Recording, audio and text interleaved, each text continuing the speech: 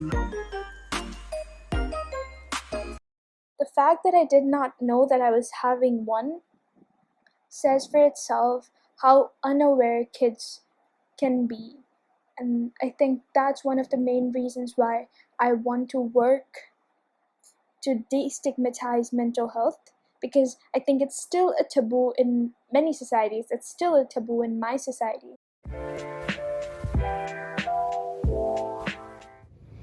Hi everyone, welcome back to another episode of So She Can Speak. Today we'll be talking about the very important topic of mental health.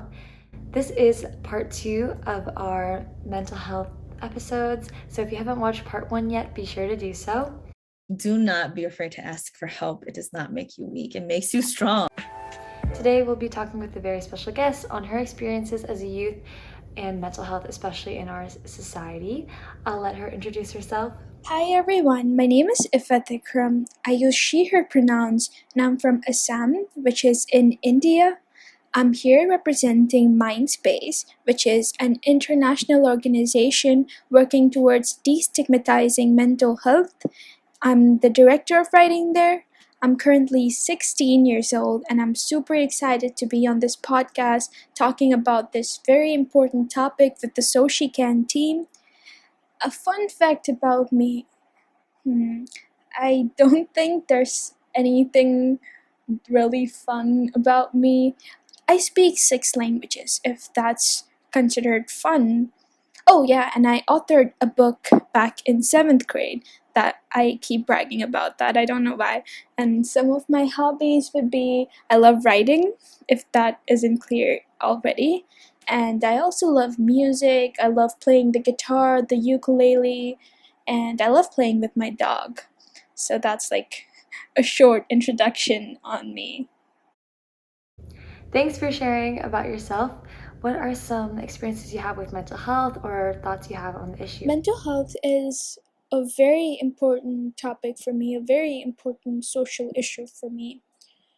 To be honest, I did not recognize the impact it could have back in middle school. I mean, I would say I was kind of ignorant, but it wasn't like I did not struggle with mental health issues.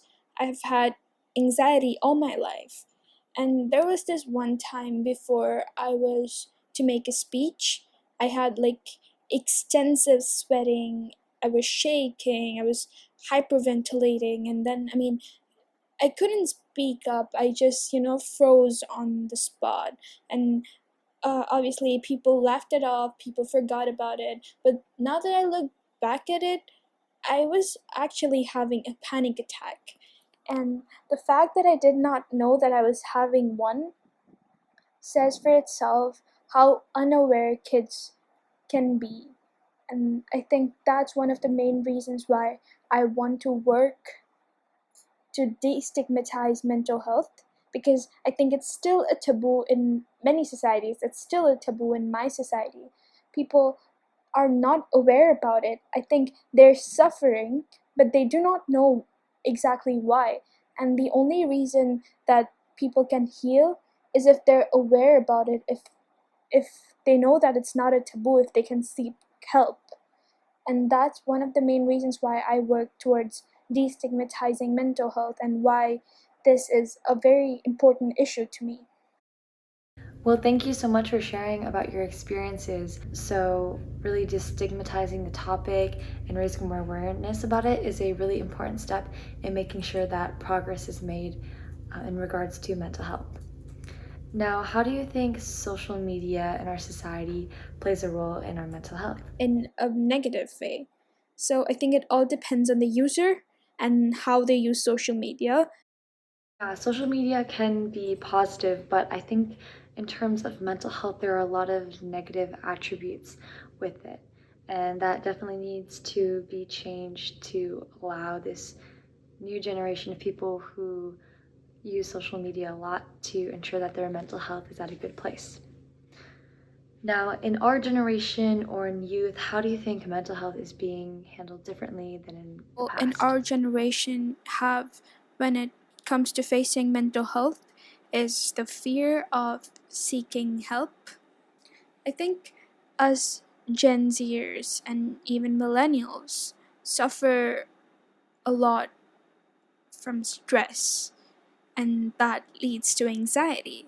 And I mean, there are a lot of other mental health concerns as well, but it's the fear of seeking help that holds us back from healing and, in fact, aggravates the issues.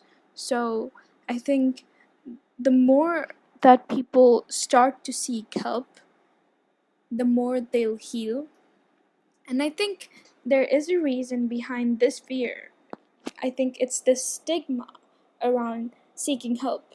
I think there are still a lot of communities out there, even in this century, that sees mental health as a taboo topic, like I've mentioned many times before.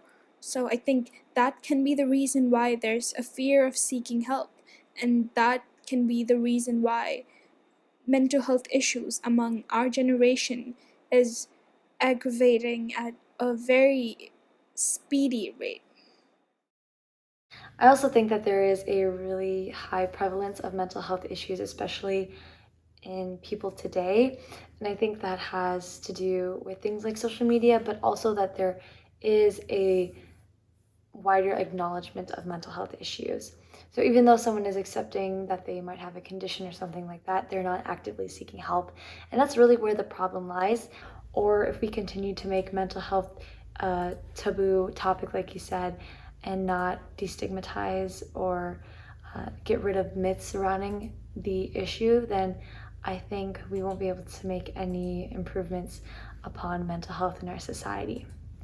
Now, how do you think mental health is perceived in BIPOC or Black, Indigenous, people of color communities? Personally speaking, as a brown Muslim person from India, mental health is perceived very differently by different people in my community. And for example, like there is this group of people, right, who are very evolved, who have a very evolved mindset, and they view mental health in a very different light than those with a rather backward mindset, who, would stigmatize mental health to the greatest of extent. And the problem is that these backward minded people, have more of a say in the administration in my community. So that makes like a lot of people who would stigmatize mental health and who would remain silent and make others silent. So there are a lot of people who are suffering from mental health issues silently because they're afraid of speaking up, because they think that the current administration would not help them, that the our community would not support them, and that's why they're silent. That's why they're suffering, and they would not seek help. So that is kind of like the situation in my community, and that is my experience as a person of color. But I would not generalize this to other BIPOC communities out there. So yeah. I appreciate you sharing all of the experiences that people in your community have or might have gone through. So, what would you like to see happen surrounding the topic of mental health in order to improve the issue? Honestly, I'd like people to be more aware about mental health issues, because mental health is such a broad topic, and we think we know all about it, but we don't. Mental health is not all about depression or stress or anxiety. Mental health has so many different spectrums that we fail to recognize, and the only way that the stigma around mental health will alleviate is if we can talk about it, if we're aware about it, right? So that's what I'd like to see people doing about mental health. I'd like them to go check that website out, to go read that book, to go watch that movie, and make themselves aware about these issues, about this very important social issue. And that's the only way you can help. If you see your friend who's sad, don't go to them and ask them to not be sad. They cannot do that. Ask them what's up, what has been on their mind. And if they don't want to talk, that's okay. Give them time. Make yourselves aware about different terms. There are a lot of new terms that maybe you're not aware about, and that's okay if you're not aware about it, but you can always go out there and research and make yourself more educated on this topic. That's all I'd like people to do around mental health. I definitely agree in that raising awareness and educating people is a really important step to addressing mental health. And I think it is applicable to many other topics as well, because if you don't know something, then you also don't know how to create a solution for it or how you might be able to help a certain problem. I think that's what Soshiken is all about, is giving people the power of education to make sure that they are knowledgeable about an issue, not only so that they have more self-awareness, but also so that they are more equipped to actually take action or make change on an issue. All right. Well, how do you handle or deal with mental health and make sure that you're taking care of yourself? This again is a very interesting question because I'm kind of still figuring out how to deal with mental health issues that I have. So, some of the things that I do currently that help me a lot is, venting on my notes. I mean, if you check out my notes app on my phone, you'll see like a lot of different notes, different poems. And I think that's my way of venting out my emotions because I think I feel a lot and sometimes I cannot talk. And sometimes it's difficult to talk to anyone about the way I feel. So that's when my notes help me. That's when I can write it all out. Sometimes writing is easier than talking, and they say, right, that paper has more patience than people. In this case, my notes app has more patience than people. So that's one of my ways of venting. I also listen to a lot of good music. There are a lot of artists I listen to. I mean, I'd love to make you guys a playlist if you ever want.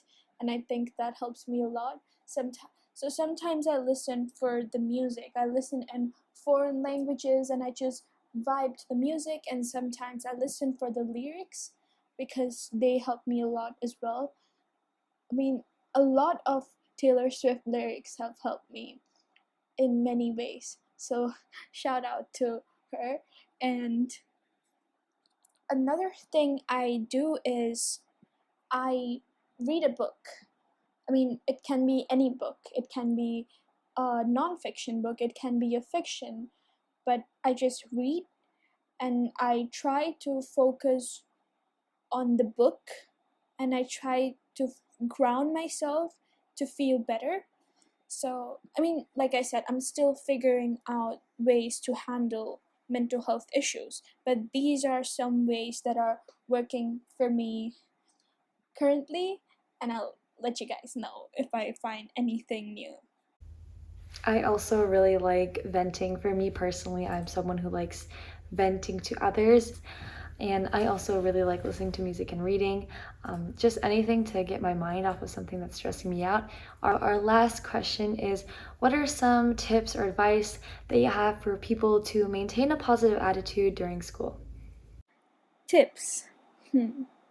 This is not much of a tip, but rather an advice. I'd really ask y'all to stop procrastinating. And no, this is not a personal attack. Trust me, I'm a big procrastinator myself. But from my past experiences, procrastination has only affected my mental health negatively. That last minute stress, the anxiety that comes with it, you don't really want that. Trust me, you don't really want that. So if you cannot do your work ahead of time, just try to do it on time and do not leave it for the last second. It will affect your mental health terribly. That stress, you think you're handling it well, but you don't know the pressure your brain is under. So try not to procrastinate. Another tip would be to take it easy.